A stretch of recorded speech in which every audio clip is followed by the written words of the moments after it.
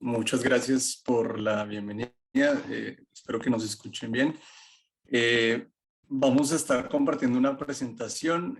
Sara la tiene en este momento, así que pueden, digamos, darle doble clic al icono de Sara para ver la pantalla de ella mientras yo hablo y viceversa, mientras ella habla yo la estaré compartiendo también. Bueno, entremos en materia porque hay muy poco tiempo realmente. Decir primero que nuestra Click, reflexión. click and present on the top right. ¿Aló? Gracias, no veía eso porque me lo estaba tapando el coso de Zoom. Muchas gracias. Eso es súper. Bueno, entonces decir que nuestra reflexión de hecho se concatena muy bien con las presentaciones de la sesión anterior, en especial con la de la Alcaldía de Medellín, porque de alguna manera queremos hacer una reflexión pues, en torno a esta idea de qué pasa cuando juntamos tecnologías digitales, datos y el acto de gobernar. Y en particular, pues tenemos una o dos preguntas, y es de qué estamos hablando cuando discutimos el uso de datos para gobernar y cuáles son las posibilidades y limitaciones de este paradigma, ¿no? Para empezar, decir lo siguiente, cuando uno se aproxima a estos temas, hay muchas formas de verlo, obviamente, y yo quiero proponerles tres formas, digamos, como en que lo entendemos. Obviamente hay más, pero bueno, tres categorías. La primera es desde la gestión pública, en particular desde la nueva gestión pública, que es la pregunta, digamos, que realmente la mayor cantidad de personas se hacen, y es cómo hacerlo, ¿no? O sea, cómo usar datos en el gobierno, las tecnologías, etcétera. La segunda, que es más una aproximación desde los derechos humanos o los derechos digitales, si se quiere, digamos, como para responder esta pregunta de cómo hacerlo bien. Bueno, o bien, obviamente el bien puede ser una palabra pues con muchos significados, pero bueno, esa es un poco la idea. Y una tercera que obviamente es, digamos, como una aproximación bastante amplia, es desde los estudios críticos que uno estaría preguntando, es, digamos, como qué estoy haciendo, ¿no? Crítica y filosóficamente, qué es lo que estamos haciendo y cómo podemos hacerlo diferente. Entonces ahí encontramos miradas pues amplias como el postcolonialismo, el colonialismo y bueno, realmente hay un montón de cosas súper interesantes como colonialismo de datos o hay un manifiesto del decolonialismo en inteligencia artificial, cosas bastante interesantes. Nosotros nos vamos a enfocar sobre todo en la primera, pero tomamos puntos de reflexión de las otras dos. Lo otro es que cuando uno se aproxima a esta idea de los datos en el gobierno, pues estamos hablando como de un paradigma, ¿no? Es un paradigma que no es nuevo, pero realmente hay un poco más al respecto. No es nuevo porque los estados modernos vienen usando datos y números desde hace cientos de años, ¿no? O sea, desde que nacieron prácticamente. Lo que pasa es que hay algo diferente hoy en día, ¿no? Y es que tenemos muchos más datos. O sea, ya no son solo las estadísticas nacionales, sino que hay datos de todos lados y tenemos mucha mayor capacidad de almacenamiento y procesamiento. Entonces, eso obviamente resulta en fenómenos distintos.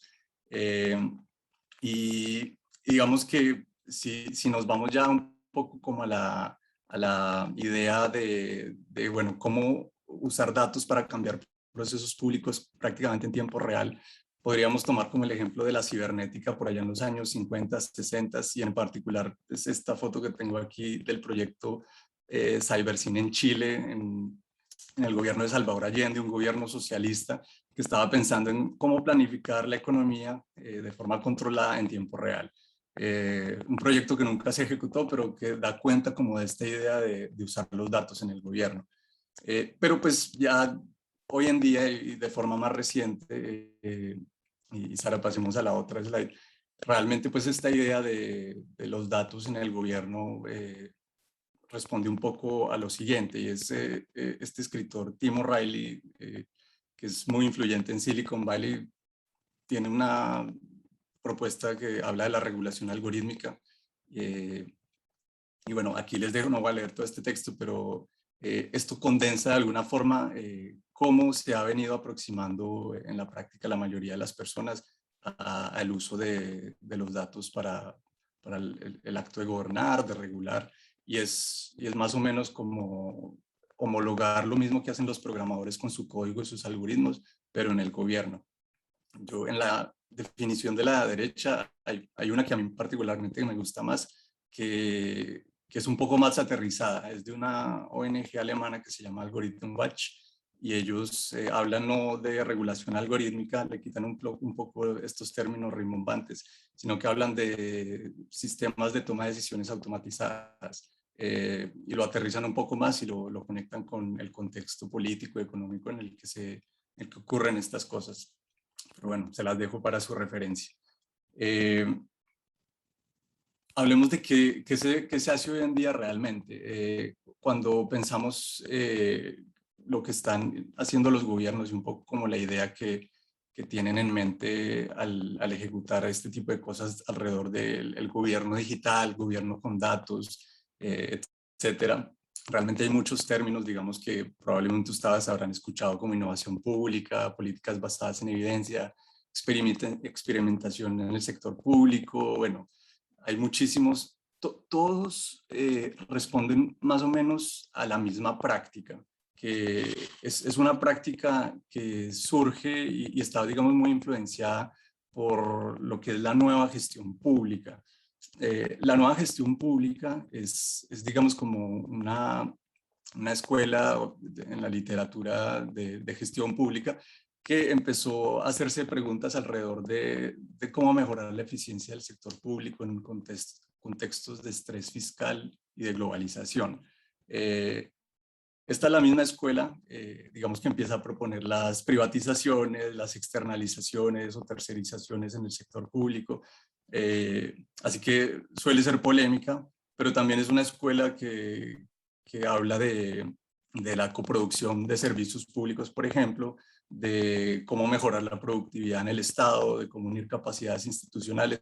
Así que más allá de pensar todo esto que hay aquí como la escuela neoliberal del sector público, a mí me gusta, digamos, como mirarlo un poco en su amplitud y mirar las cosas interesantes que ha traído y las cosas problemáticas también. Y digamos que esto es un poco la raíz, y lo que vemos hoy en día, lo que les hablaba ahorita de gobierno ágil, gobierno digital y todo eso, es, digamos, como la versión contemporánea un poco de esta misma escuela.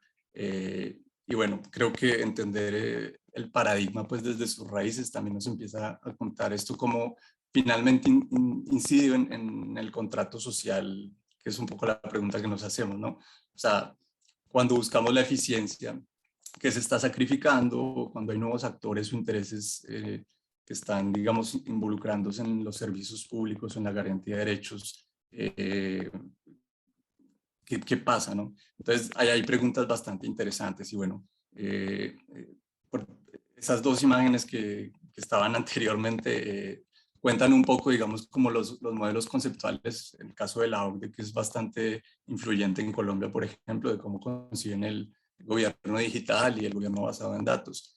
Y bueno, a partir de esto se han venido implementando muchos proyectos, y ahí pasa la siguiente, Sara. Obviamente por tiempo no les contaré todos, pero les dejo aquí la referencia de un catálogo que a mí me parece bastante interesante, de muchos proyectos pues, que están implementando, digamos, como algoritmos en el sector público y bueno, como todo lo que se está haciendo ahí.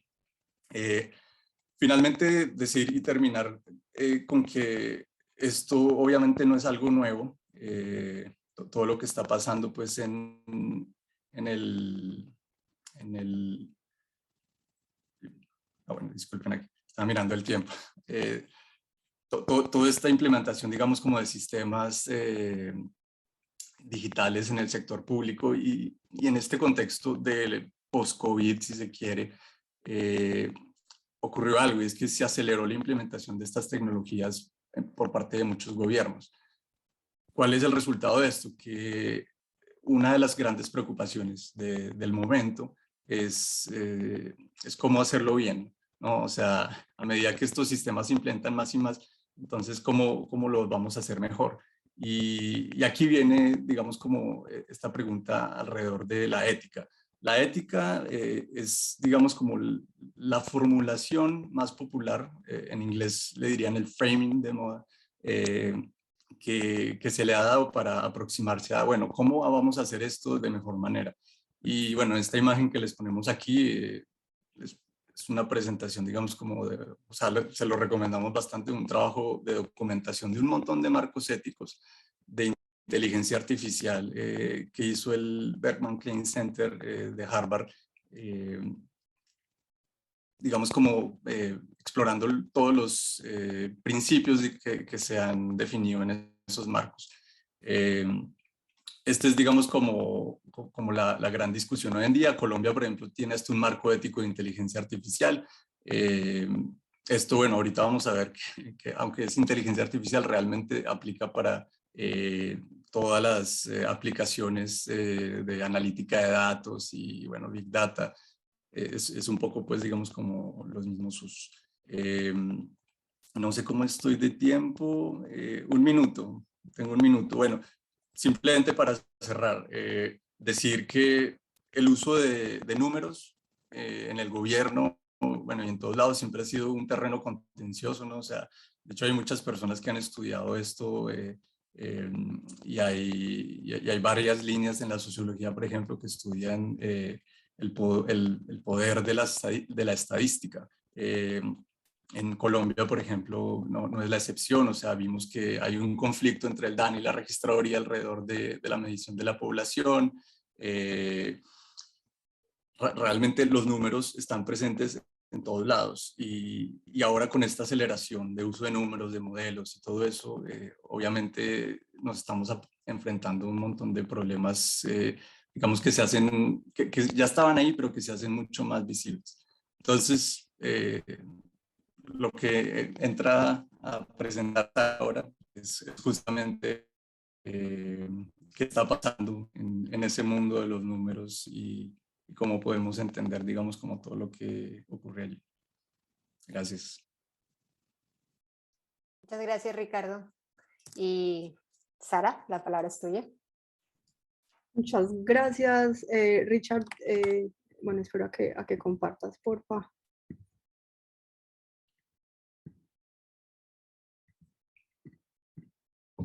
Listo.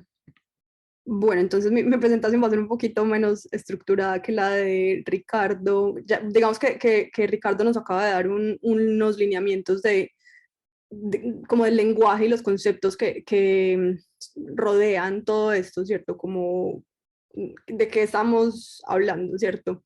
Yo les quiero contar, bueno, yo trabajo en una universidad haciendo experimentación en el sector público, digamos que yo fácilmente, digamos, mi trabajo cae perfecto dentro de estas tendencias, pues como políticas públicas basadas en la evidencia, experimentación en el sector público, innovación en el sector público, bueno, y como les digo, pues es mucho en policía, seguridad, el sistema de justicia criminal, pues fiscalización, bueno, etcétera. Lo primero que quería decir es que, bueno, cuando estamos hablando de gobernar con datos, ¿de qué cosas estamos hablando? Y como decía Ricardo, esta va a ser como yo creo que una de las ideas principales de esta presentación y es, esto ya existe, ¿cierto? Como toda la vida se han contado, se han censado y se ha tomado decisiones a partir de esos cuentas. Sí, sí me escuchan bien, veo que Cristian dice que no me están escuchando bien. Yo te escucho bien, sí. Sí, yo también estoy escuchando bien. Sorry, Cristian. Listo, entonces, ¿y eso para qué? Eso es para asignar recursos, ¿cierto? También se pretende explicar, evaluar, predecir para determinar si una política es mejor que otra, por ejemplo. Y digamos que esta idea puede ser muy de la ingeniería, muy parecido a lo que nos hablaba Ricardo de Chile, que es como hay modelos y tenés mediciones y entonces vas a poder controlar tomar pequeñas decisiones de control basados en esas ideas, ¿cierto? La regla dorada o la norma dorada digamos, en lo público, pues no en lo público, en general, cuando se intenta explicar o evaluar algo, son las pruebas controladas aleatorizadas, que son muy famosas en medicina, y se trata de partir dos grupos elegidos aleatoriamente, pero que sean con personas similares y aplicar una intervención en uno de esos grupos y comparar qué pasa con el otro grupo. Dentro de la explicación, la evaluación y la predicción también podemos hablar de modelos matemáticos o estadísticos, de machine learning, y bueno, vamos a hablar más de eso ahorita. Y pues otra cosa importante es visualizar los datos. Pues de entrada ahora está muy de moda los dashboards con indicadores claves de desempeño, bueno, que pueden ser muy importantes también para la transparencia pública. Y ese es un ejemplo del dashboard famosísimo de John Hopkins de COVID. Pasa, porfa. Y bueno, y otra cosa importante es, Richard ya hizo como las definiciones como de los conceptos dentro de políticas también. Pues cuando hablamos de machine learning, de inteligencia artificial, en muchísimos casos estamos hablando de modelos estadísticos, ¿cierto? Entonces muchas veces es como estamos hablando cualquier cosa y sería bueno como determinar que esas cosas son diferentes y que en efecto vienen de una aceleración en la cantidad de datos y también en la capacidad de procesamiento de esos datos, que a su vez se genera una capacidad de generar otros métodos pues para trabajar con esos datos. Bueno, y a partir de ese momento, entonces voy a echarle una cantaleta hasta que se me acaben los 10 minutos en seguido.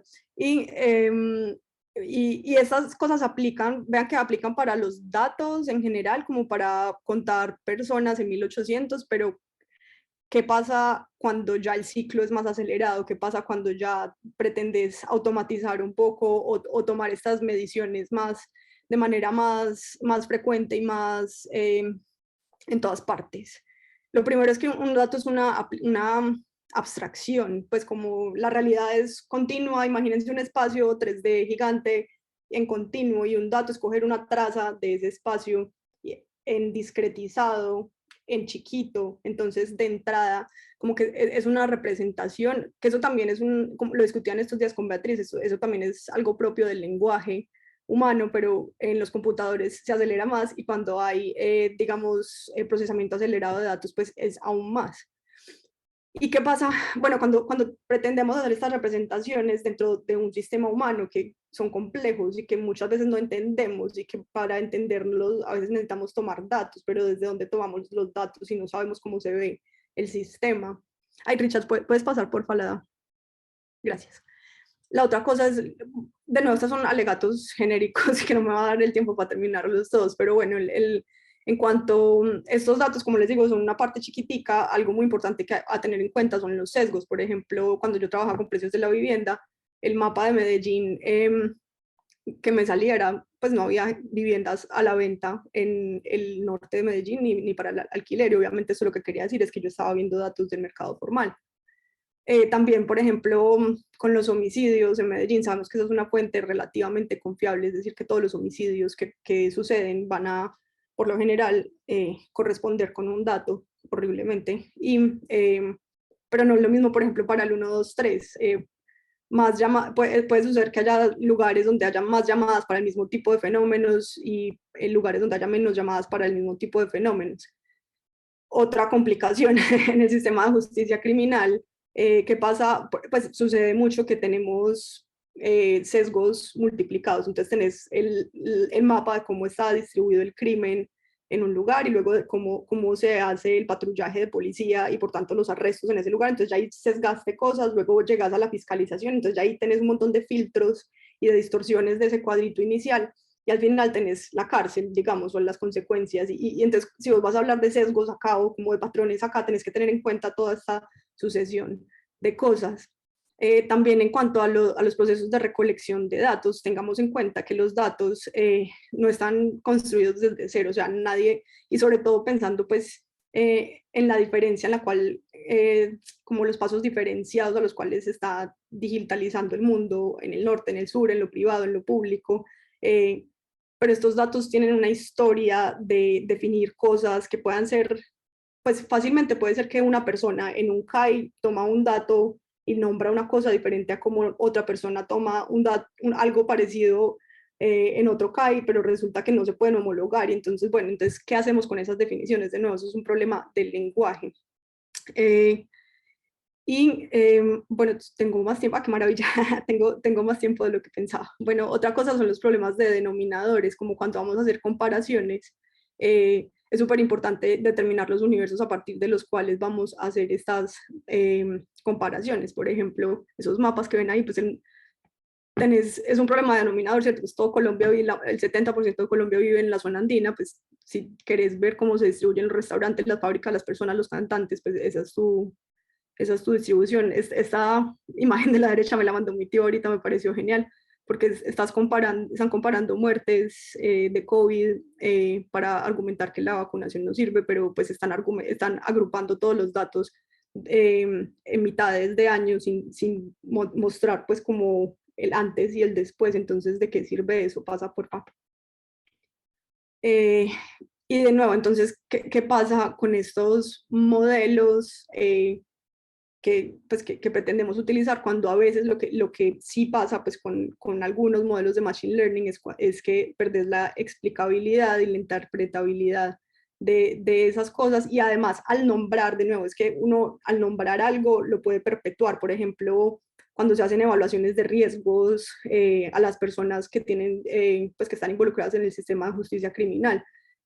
Son decisiones súper consecuentes, pues con impactos muy grandes, pero que pueden terminar siendo consecuencia de, como les decía, de muchas cosas que pueden ser casi arbitrarias y que tener que ver con el proceso generador de datos. Y al final vas a tirarle todo eso a una cosa que no sabes explicar y que pretendes tomar decisiones basadas en eso. Y entonces, o sea, que podemos, no sé, como que a veces hay que ser muy escépticos de lo que puede pasar a partir de ahí. Sigue, por favor. Bueno, esto ya lo dije. Entonces puedes pasar, por favor. Y entonces lo que les quería decir es que en el sistema de justicia criminal lo principal es que estos, pues es un sistema en el cual las definiciones importan mucho, porque si vos tenés una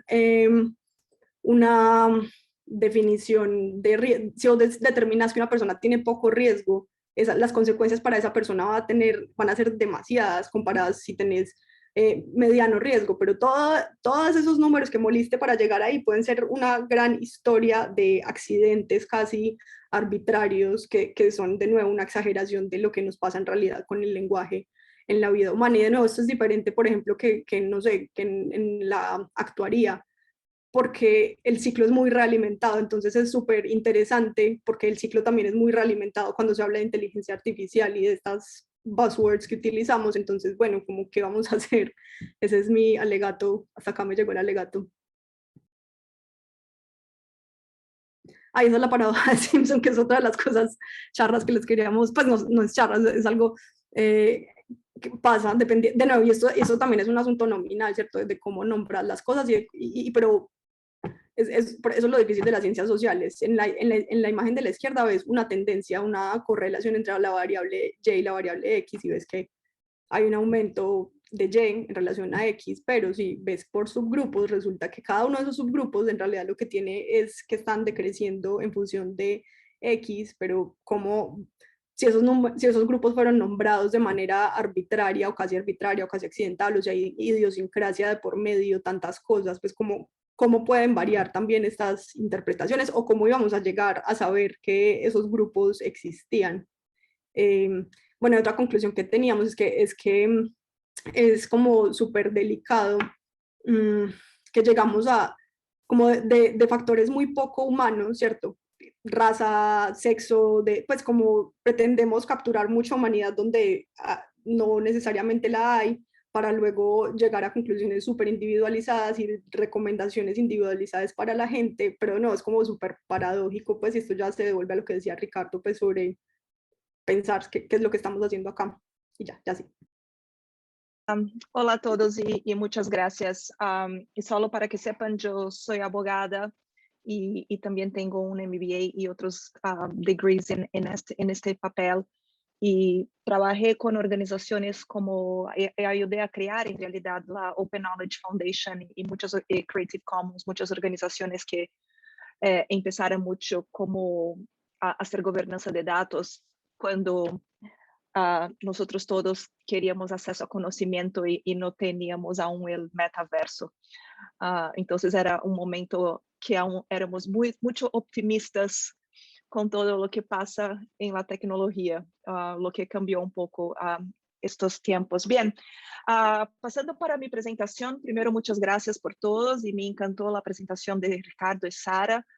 Yo creo que fue una base muy, muy buena de donde yo voy a desarrollar.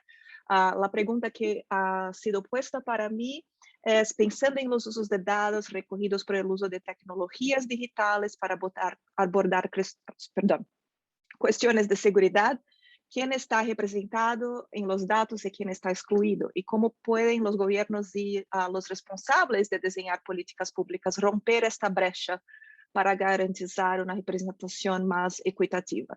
Entonces, es aprofundizar un poquito más a lo que Sara estaba diciendo y sí, perdonar por mi portuñol, haré lo mejor acá, soy brasileña originalmente. Bien.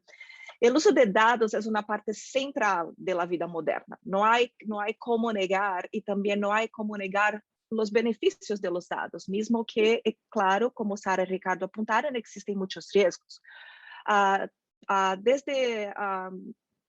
En 2025 se espera que el uso de datos en el mundo se alcance más de 175 zettabytes, que es una cosa inimaginable, ¿no? Se pone todas las bibliotecas del mundo, no tiene espacio suficiente, que es un aumento de 5 veces más en comparación con 2018, entonces el aumento es exponencial, ¿no? Más de 5 millones de consumidores interactúan con los datos todos los días, como ya hacemos, ¿no? A cada 15 segundos estamos interactuando con datos, sea forneciendo, creando o alguien sacando los datos de nosotros, ¿no? Y las tecnologías basadas en los datos penetrarán aún más en todas las sociedades abiertas y también las sociedades no abiertas. Como saben, por ejemplo, en China, en Suiza mismo, ya hay mecanismos de medir tu valor social basado en datos, ¿no? Entonces, imaginen que esto significa si expandirmos este valor social para cuestiones de seguridad. Entonces, cuando mis amigos me preguntan si yo asisto Black Mirror, yo digo no, porque esto no es ficción para mí, ya es realidad. Entonces, prefiero no verlo porque ya trabajar con esto todo el día ya causa mucha depresión, ¿no? Pero ahí seguimos. Porque en realidad los datos ayudan con mucha cosa más, como por ejemplo, aprendizaje, medicina personalizada, enfermedades de Alzheimer y cosas increíbles en la área de clima y salud y otras más de innovación que es tan relevante para nuestros países del sur global. Y la medida que hasta Data Sphere es un concepto que estamos desarrollando en la organización que estoy cofundando con Lorraine, que en realidad sería la persona para estar acá hoy, pero está enferma, exactamente, y cómo esta Data Sphere expande el uso responsable de los datos, presenta enormes oportunidades para todos nosotros, ¿no? Personas, sociedades, empresas. Y es muy interesante que hoy mismo la UNESCO aprobó la resolución de ética para la inteligencia artificial. Entonces, como ven, no es algo solo individual, pero también organizaciones internacionales están trabajando muchísimo en esto y están trabajando de puntos distintos. Como ven, puedo me quedar hablando con ustedes sobre esto un día todo, pero desde de comercio hasta educación, hasta salud, la cuestión de los datos permea todo. El problema acá es que exactamente esto, hay una increíble responsabilidad de los gobiernos principalmente, que tienen el poder del uso de la fuerza, ¿no? Mejorar los servicios públicos que prestan, pero mejorar también su transparencia para que sean accountable, yo me olvidé cómo se dice esto en español, pero para que sean ellos mismos verificados, ¿no? Lo que hacen. Y por eso mismo, una representación diversa de distintos grupos demográficos en los conjuntos de datos que entrenan a inteligencia artificial, que es la base de tantos servicios públicos hoy e incluso de la policía, es importante para garantizar que los modelos funcionen bien, ¿no? Y esto no pasa solamente en AI y datos, pasa también, por ejemplo, como algoritmos en social media, ¿no? Como Twitter, bloquean contenido, ¿no? Entonces, yo tuve el placer de entrevistar a un profesor acá de Estados Unidos que escribió un estudio sobre cómo los afrodescendentes en Estados Unidos tienen sus contenidos más bloqueados que los blancos por las gírias y las palabras que utilizan, ¿no? Y siendo que es un vocabulario común y aceptado en aquella comunidad. Entonces, como ven, esta cuestión de representatividad afecta en todo. Hay muchos estudios hoy día también sobre cómo una droga, ¿no?, interage con tu salud y si es eficaz o no. Pero sí tiene una base de datos para entrenar la AI, para entrenar qué droga un doctor te va a dar, que es solo baseada en mujeres blancas del suburbio de, I don't know, Houston. Puede ser que no funcione bien en una mujer afrodescendente negra que vive en Nueva York. Entonces, esto es muy, muy interesante para pensar, y ahí pensar cuáles son las consecuencias de esto para la seguridad. No sé vosotros, yo soy brasileña y no sé quién ya fue parado en secondary checking en aeropuertos. Levanten las manos. Sí, y me impresionó porque yo soy rubia de ojos azules, mismo siendo brasileña, pero una amiga brasileña mía, que es más morena, siempre es parada y es como una abogada partner de International Arbitration en Washington, D.C., ¿no? Entonces, pero por cuestiones así, ¿no? Esto pasa mucho. Entonces, ya hay una conclusión académica, no solo de la sociedad civil que trabaja en esto, que los algoritmos tienen prejuicio. Pero al final del día, son los algoritmos o la gente que captura los datos y quizás desarrolla la machine learning y la inteligencia artificial que sale de ahí, ¿no? Entonces ahí hay mucha cosa que entrenar y hay mucha cosa que pensar en todo esto, porque esto significa entrenar nuestros data scientists, como Sara es una data scientist, ¿no? Cómo entrenar esto, pero también cómo entrenar los hacedores de política pública y cómo entrenar la policía para lidar y perceber que existe este prejuicio en las bases de datos que alimentan la inteligencia artificial. Bien, y específicamente en cuestiones de policía, hay dos tipos amplios de herramientas de vigilancia que se llama herramientas predictivas, ¿no? Y esto es súper difícil porque en derecho, yo tengo certeza que hay abogados acá entre nosotros, saben que só é o culpado después que es declarado culpado. Pero estas herramientas predictivas te consideran culpado antes que algo pasa, ¿no? Y los algoritmos son basados en datos como ubicación, ¿no? Entonces es la vinculación entre lugares, eventos, cuestiones históricas de delincuencia para predecir dónde y cuándo es más probable que ocurran los delitos, ¿no? Y ahí cruzan también con otros datos. Y esto está siendo mucho utilizado en Estados Unidos. Y después, si quieren, les doy los nombres de las herramientas. Otra herramienta también que es predictiva es sobre datos personales, como edad, sexo, estado civil, histórico de abuso de sustancias, antecedentes penales, para predecir si alguien tenía una alta probabilidad de estar involucrado en una actividad delictiva futura, o que es súper difícil si piensas en la gente que sale también del sistema correctivo y quiere desarrollar una nueva vida, ¿no? Ellos siempre estarán como un red flag ahí en el sistema. Bien, entonces estos dos, y yo tengo unas sugerencias bibliográficas también que después al final comparto con vosotros en el chat. Bien, y como dije, ¿no?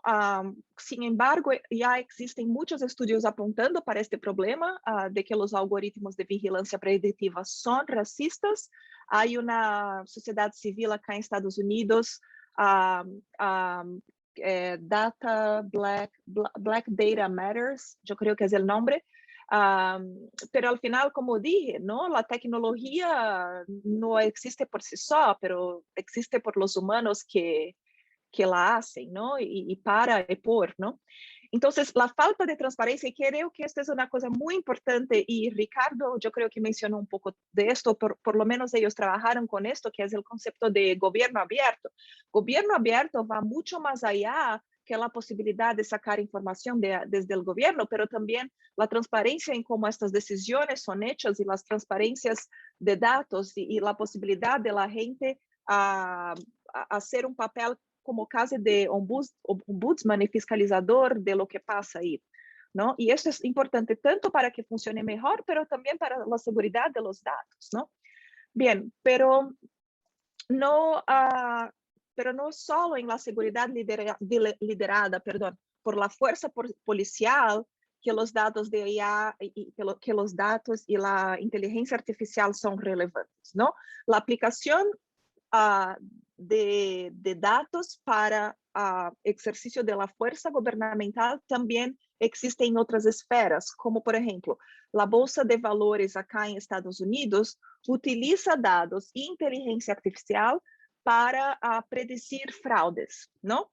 La FDA, que es la Administración de Alimentos y Medicamentos acá en Estados Unidos, también utiliza esto para fiscalizar nuevos medicamentos mediante la análisis de los pacientes y todo, y para garantizar la salud pública, que es una cuestión de seguridad también. Y también por el COVID, como saben, mucha cosa buena y mucha cosa mala pasó, mucha cosa buena pasó porque se invirtió muchísimo en buena gobernanza de datos de COVID, pero mucho de esto no funcionó afortunadamente, ¿no? Porque las instituciones tampoco estaban preparadas para compartir, ¿no? Y esta es una cosa muy importante, pide un cambio cultural y mental y hasta de cómo pensar las cuestiones legales y de comunicación que las instituciones no tenían durante COVID, ¿no? Y ahí partieron una vez más para una solución tecnológica que es el tracking de todos, ¿no? Esto también pasó, no sé si seguir en esto, con el caso de 9/11 en Estados Unidos, que en realidad fue un problema de gestión de datos e información en las agencias de inteligencia, pero no admitieron esto y ahí la surveillance pasó a ser mucho más pesada en Estados Unidos.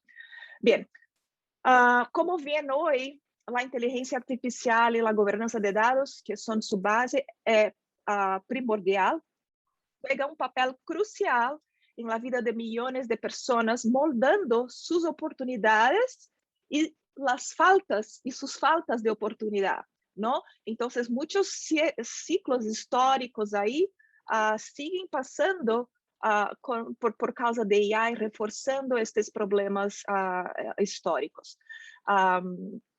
Mientras la inteligencia artificial y una buena gobernanza de datos puede ayudar mucha gente desde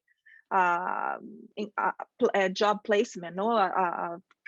Ayudar con más trabajos, ayudar a estudiantes, resolver problemas climáticos y de salud, aún pueden, como vimos hasta ahora, crear muchísimos problemas. Yeah, I heard some time. Sí, ¿ya terminaste? Un minuto. Ok, perdón. Sí, déjame encerrar unos puntos de conclusión y paso. Y Vale. perdón. Ok, volviendo. Bien, por eso todo que yo quiero compartir con vosotros, nosotros publicamos un relatorio que se llama We Need to Talk About Data, exactamente con algunas conclusiones importantes que puedo compartir con vosotros del sumario que está en español también. Pero para terminar, yo creo que una cosa muy importante, un mensaje muy importante, y ahí yo paro ahí, es que necesitamos llenar un vacío institucional y quebrar los silos, ¿no? Break the silos, para que estas comunidades que están aisladas conversem para solucionar un problema, sea de seguridad, sea de clima, lo que sea, ¿no? Y esto no está pasando y por eso que tanta gente acaba siendo prejudicada en seguridad o lo que sea. Entonces, para finalizar, advocamos para cuestiones de transparencia y para que esta visión holística pase. y para que la gobernanza de datos cambie de una sola organización para varias organizaciones en red y que exista procesos de intercambio de información confiables y que protegen derechos como el derecho de privacidad, para que el beneficio a los individuos y a la sociedad sean maximizados. Muchas gracias. Y perdón. Muchísimas gracias. Les voy a compartir mi pantalla. ¿Ahí la ven bien? Sí. Sí. Listo. Sí, vemos. Gracias. Bueno, buenas tardes para todos. Tengo mucho que contarles, entonces voy a empezar de una vez. Como saben, mi nombre es María Paula y la pregunta que me invitaron a responder es la siguiente. ¿Cómo se puede conciliar la protección de la privacidad con el uso de los datos para abordar cuestiones de seguridad? ¿Listo? Yo soy abogada, pero no estoy acostumbrada a presentar cosas tan abogadísticas como esta, entonces voy a tratar de ser lo más light posible, pero perdónenme si me elevo en ciertas partes. Entonces, como quiero desmenuzarlo, voy a empezar a desagregar esa pregunta en preguntas más fáciles. Entonces, la primera es, ¿cuándo se usan datos por parte de los gobiernos y los agentes privados? ¿Cuándo se usan datos por parte de los gobiernos y los agentes privados para abordar cuestiones de seguridad? Entonces, yo veo dos escenarios distintos. El primero, y si les soy sincera, para el que más me preparé, pero sin perjuicio de que pueda hablar del otro, es esta idea de cuando se usan tecnologías para vigilar a la gente, ¿listo? Entonces, tenemos sistemas de videovigilancia que incluyen, por ejemplo, el uso de tecnologías de reconocimiento facial. También tenemos vigilancia de las comunicaciones, que incluyen en la era digital el monitoreo de las redes sociales. Por otro lado, tenemos lo que se conoce como la utilización de datos biométricos, como la huella digital o incluso el iris, etcétera, para vigilar y hacer seguimiento de las personas. ¿Listo? Ese es un lado y creo que en ciudades como Medellín tenemos muchas de estas cosas. Pero hay otra forma de usar los datos para seguridad y es de lo que estaban hablando los panelistas que me precedieron y es lo que se conoce como el análisis o el procesamiento de datos de crímenes para predecir futuros crímenes. ¿Listo? Lo que en inglés se llama predictive policing. Eso también es otro nivel en el que se usan los datos para fines de seguridad. Como les dije, yo hoy quiero balancear la privacidad frente a las primeras actividades de las que les hablé, sin perjuicio de que al final volvamos a tocar este tema. Entonces, ¿cómo conciliar esas actividades de videovigilancia, vigilancia de comunicaciones, recolección de datos biométricos con un derecho que se llama el derecho a la privacidad? Bueno, pues lo primero que tienen que saber, que se tienen que llevar de esta presentación, es que ningún derecho es absoluto, ¿listo? La privacidad no es absoluta. La privacidad, al igual que cualquier otro derecho, se puede limitar en ciertas circunstancias, ¿listo? ¿En qué circunstancias? Cuando ese derecho, en este caso la privacidad, entra en conflicto con derechos de terceros. Entonces, por ejemplo, les recomiendo un libro que publicamos de Justicia que balanceaba el derecho a la privacidad de las víctimas del conflicto armado frente a otro derecho importante que es el derecho a la libertad de expresión de la prensa, que quería cubrir, por ejemplo, las exhumaciones de Bojayá. ¿Listo? Ese es un caso en donde hay que balancear derecho contra derecho. Pero también hay casos en donde el derecho a la intimidad se tiene que limitar porque está en conflicto con intereses constitucionales relevantes, que es el caso que nos ocupa acá, que es la seguridad. Es un interés constitucional relevante que normalmente a nivel jurídico no se le llama seguridad, se le llama prevalencia del interés general o garantía del orden público. ¿Listo? Pero entonces sí podemos limitar a la intimidad porque la intimidad, al igual que todos los derechos, no es un derecho absoluto. Ahora, ¿cómo lograr ese balance? Y aquí sí les doy mi respuesta abogadística, que no me gusta mucho, pero es lo que siempre responderían los abogados. Depende. En este caso, ¿de qué depende? Bueno, del interlocutor o de la autoridad con la que ustedes estén hablando. Entonces, si ustedes van a los estándares internacionales, y por estándares internacionales me refiero a la Declaración Universal de los Derechos Humanos, entre otras convenciones, verán que lo que se dice es cualquier interferencia con el derecho a la intimidad, para ser válida, debe cumplir con 3 cosas. ¿Listo? Entonces pongan, por ejemplo, vigilar a la gente con sistemas de videovigilancia en toda la ciudad. ¿Es válida? Sí. Está autorizada por una ley, ¿listo? Tiene un objetivo legítimo, que normalmente se lo cumple porque ya vimos que orden público suele ser un objetivo legítimo. Y 3, que es la clave, cumplir con los criterios de necesidad y proporcionalidad.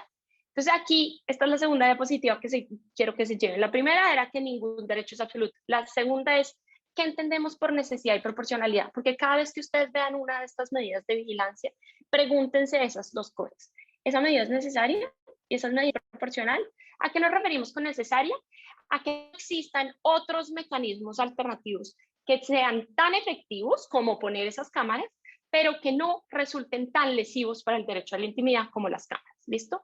Entonces, en cada caso concreto, ustedes se deben preguntar si hay medidas alternativas que surtan el mismo efecto, pero que no sean tan intrometidas en el derecho a la intimidad. Eso es lo primero. Y la segunda, el segundo criterio es que la medida sea proporcional. ¿Y a qué nos referimos con proporcional? A que los beneficios de la medida, ¿sí?, aumentar la seguridad, por ejemplo, sean mayores que los perjuicios que le causan a ese o a otros derechos. Y aquí esto es fundamental, porque tengan en cuenta que el derecho a la intimidad no es solo un derecho fundamental, sino que es un derecho ya. ¿A qué me refiero con eso? Que es un derecho instrumental o que habilita el ejercicio de otros derechos. Si ustedes piensan, para ejercer su libertad de expresión o para salir a protestar a la calle, ustedes tienen que tener un derecho a la intimidad, tienen que estar seguros de que una cámara no los va a reconocer. ¿Por qué? Porque si ustedes no están seguros de eso, pasa lo que se conoce como el chilling effect, o el efecto panóptico, o el efecto inhibidor, que es que ustedes creen que están siendo vigilados, entonces dejan de expresarse como lo harían normalmente. ¿Listo? Entonces, en la intimidad, los perjuicios de intrometerse en la intimidad no solo son restringir la intimidad per se, sino posiblemente afectar otras libertades. Ahora, esos eran los criterios que nos dan a nivel internacional, ¿listo? Tiene que estar en una ley, tiene que buscar un objetivo legítimo y la medida tiene que ser necesaria y proporcional, ¿listo? Con eso ustedes ya se pueden ir a la casa. Pero ¿qué pasa? Que en Colombia las cosas se complican, porque la Corte Constitucional ha metido un montón de criterios adicionales que yo les quiero resumir aquí rápidamente. Entonces lo que ellos dicen es, sí, claro, perdón, abrí el chat, no sé si ustedes lo ven, listo. Entonces, lo que la Corte Constitucional dice es, sí, claro, vamos a seguir los estándares internacionales, pero hay unas cositas que tienen que tener en cuenta. En particular porque la Corte de hoy es un poco más garantista de la seguridad que de la intimidad. Listo, esto lo digo abiertamente, me lo pueden debatir, pero es lo que yo veo a la luz de las sentencias que se han sacado en los últimos años. Entonces, ¿qué pasa? Que dicen, listo, primero, se tiene que aplicar un juicio de proporcionalidad, que es exactamente lo que ya vimos a nivel internacional. Se tiene que mirar que haya una finalidad constitucional de esa medida, de la Cámara o de la vigilancia de las comunicaciones, y que además esa medida sea idónea, es decir, que logre su objetivo, que en efecto suba la seguridad y que sea necesaria y proporcional, y ustedes ya saben que es necesario y proporcional. Pero ¿qué pasa? Metió otros dos tipos de análisis, y en muchas sentencias ustedes van a ver que hace ese juicio, pero además dice, habla de la expectativa de privacidad. La expectativa de privacidad es un término supremamente complejo que propuso la Corte Suprema de Estados Unidos, ¿listo? Y que tiene un montón de jurisprudencia que acá no tenemos el tiempo de discutir. Pero lo importante es decir que la Corte Constitucional nuestra lo redujo bastante y lo que dijo es, entre menos expectativa de privacidad tenga una persona, mayor tolerancia debe tener al control y a la vigilancia, ¿listo? ¿De qué depende que haya expectativa o que no haya expectativa? De que la persona considere válidamente que su actividad se encuentra resguardada de interferencias de terceros y que si es o no es posible concluir que esa valoración que esa persona hizo puede ser oponible a terceros. Eso es muy enredado, no lo entiendo muy bien, pero yo se lo simplifico en una cosa. Dependiendo del espacio en donde ustedes están, hay más o menos expectativa de privacidad, ha dicho la Corte. Entonces, hay espacios privados, hay espacios semiprivados, hay espacios semipúblicos y hay espacios públicos. Entre ustedes más se muevan hacia el espacio público, menos tienen expectativa de privacidad y por ende mayor tolerancia deben tener al control y a la vigilancia. ¿Listo? Eso es lo que ha hecho la Corte frente a la expectativa de privacidad. Y ahora también ha usado otro grupo de criterios. Entonces, hay unos casos, unas sentencias en las que ya no habla del juicio de proporcionalidad, ya no habla de la expectativa de privacidad, sino dice, tenemos que mirar varias cosas, como por ejemplo, el lugar que se está vigilando, la finalidad por la que se está vigilando, si hay medidas alternativas, que es un poco el tema de la necesariedad. la importancia de reducir los perjuicios, que es un poco el tema de la proporcionalidad. Si la gente sabe y conoce que la están vigilando, porque normalmente no se deben permitir medidas subrepticias. Y por último, que esas medidas de vigilancia en ningún caso se tornen en tratos crueles, inhumanos o degradantes. ¿Ok? Entonces, ¿por qué les cuento esto? Porque además de esos dos términos de necesidad y proporcionalidad, cuando ustedes apliquen una evaluación de estas en Colombia, tienen que tener además en cuenta otro término muy importante, que es el de los espacios. ¿Listo? No solo tienen que evaluar la medida, si es proporcional y si es necesario, sino que tienen que evaluar el espacio en el que se están recolectando esos datos. Piensen en espacios privados como su casa. Piensan en espacios semiprivados como un colegio, por ejemplo, o una oficina, en donde hay actividades cotidianas. Ustedes van todos los días a ese lugar. Los efectos de las interacciones sociales son mayores porque interactúan con terceros, ¿sí? No solo están en su casa. Pero además el acceso es relativamente restringido. A un colegio cualquiera no puede entrar. Tú tienes que pasar un examen de admisión, ¿listo? Ahora, espacio semipúblico. Piensen en un estadio o en un cine o en un bus de servicio público. El acceso es relativamente abierto, pagas solo una boleta y es una actividad puntual. Puede que tú no vayas todos los días al cine o al estadio, ¿listo? Y el espacio público son las plazas, etcétera, ¿listo? Que no tienen puertas, por decirlo así. Entonces tengan también en cuenta eso, porque entre más se muevan ustedes hacia el rojo, menos expectativa de privacidad tienen y por ende más deben estar dispuestos a tolerar la vigilancia. Eso es lo que ha dicho la Corte Constitucional.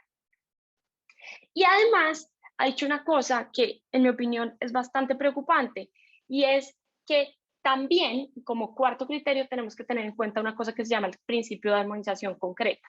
Es que ellos dicen, ok, y en ciertos casos en donde la afectación parezca desproporcionada a la intimidad, igual hay veces donde las podemos admitir siempre y cuando apliquemos el principio de armonización concreta. ¿Qué es aplicar el principio de armonización concreta? Tener en cuenta el habeas data. Entonces, ¿qué hacen ellos? Cogen el derecho a la intimidad, que es un derecho fundamental, y lo unen con otro derecho que es independiente, que se llama el derecho a la habeas data o el derecho a la protección de datos personales, que ustedes lo deben estar oyendo mucho por estos días, ¿listo?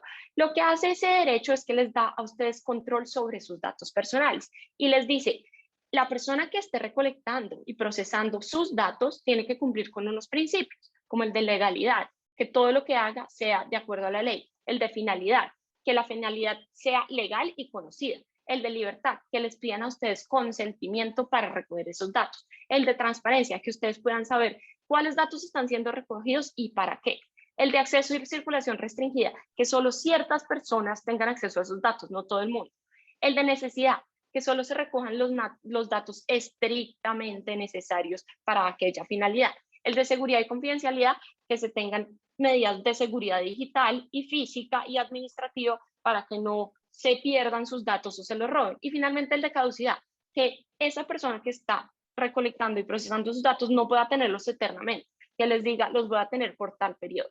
¿Listo? Solo cuando sean, durante el tiempo en el que sean necesarios. Entonces lo que dijo la Corte fue, listo, incluso en esos casos en donde la intromisión en la intimidad sea súper abrupta, bueno, dejémosla, pero pidámosle al que está recolectando esos datos que los trate de forma adecuada y que cumpla con todos estos requisitos. ¿Listo?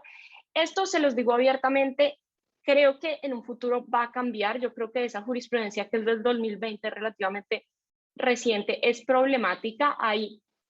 No es un salvamento de voto, pero hay una aclaración de voto de una de las magistradas en donde dice se están confundiendo dos derechos que son independientes, pero es importante que lo sepan, es importante que sepan que a nivel internacional los criterios son muy claros y que a nivel nacional las cosas se han ido mezclando y enredando y que además del criterio de necesidad y proporcionalidad se están metiendo unos criterios sobre los espacios y además sobre los principios de tratamiento de datos personales. ¿Listo?